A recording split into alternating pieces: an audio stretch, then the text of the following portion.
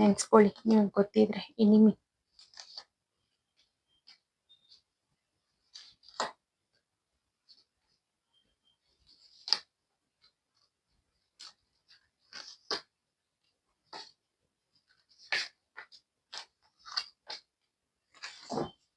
ನಿಮ್ ಎನಿಮಿ ಯಾರಿದ್ದಾರೆ ಇಲ್ಲಿ, ಆ ಪರ್ಸನ್ಗೆ ಡೀಪ್ ಹರ್ಟ್ ಅನ್ನೋದಿದೆ.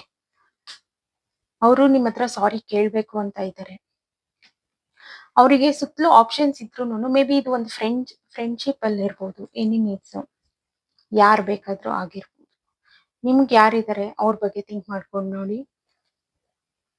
ಬಟ್ ಸ್ಟಾರ್ಟಿಂಗ್ ಅಲ್ಲಿ ಆ ಪರ್ಸನ್ ತುಂಬಾನೇ ಆಟ ಆಡಿದ್ದಾರೆ.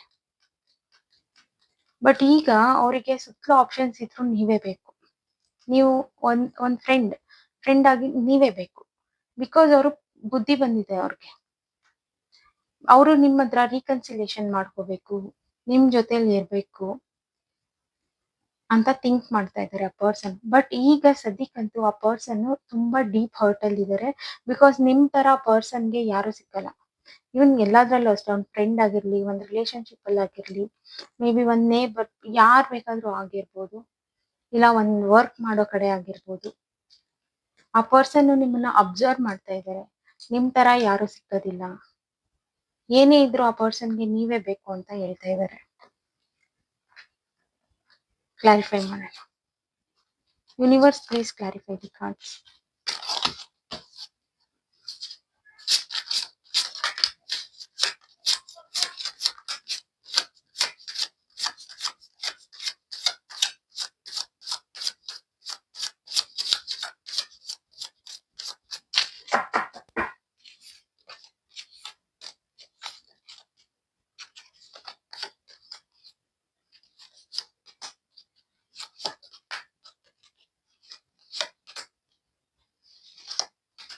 ಎಸ್, ಆ ಪರ್ಸನ್ ಚೇಂಜ್ ಆಗಿದ್ದಾರೆ. ಯಾಕೆ ಅಂತಂದ್ರೆ ನೀವಿರೋ ಸರೌಂಡಿಂಗ್, ನಿಮ್ ಸರೌಂಡಿಂಗ್ ಯಾರಿದ್ದಾರೆ ಆ ಪರ್ಸನ್ಸ್ಗೆ ನೀವೇನು ಅಂತ ಗೊತ್ತು. ನೀವ್ ಯಾರು ವಿಡಿಯೋ ನೋಡ್ತಾ ಇದ್ದೀರಾ, ನಿಮ್ ಬಗ್ಗೆ ಅವ್ರಿಗೆ ಚೆನ್ನಾಗ್ ಗೊತ್ತು. ಸೊ ಓನ್ಲಿ ಆ ಪರ್ಸನ್ಸ್ ಹೋಗಿ ನಿಮ್ ಎನಿಮಿ ಹತ್ರ ಜಡ್ಜ್ ಮಾಡಿದ್ದಾರೆ.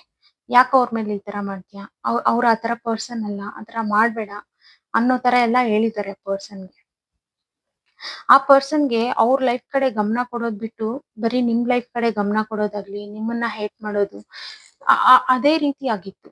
ಬಟ್ ಆ